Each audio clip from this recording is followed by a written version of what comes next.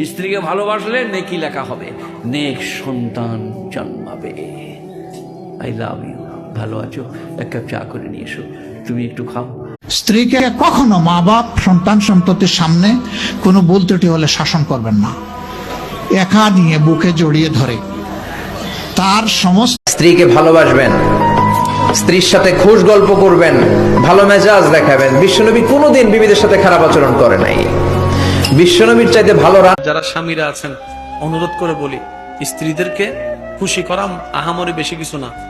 ওনাকে যে হীরার আংটি গয়না দিতে হবে বিষয়টা তা নয়।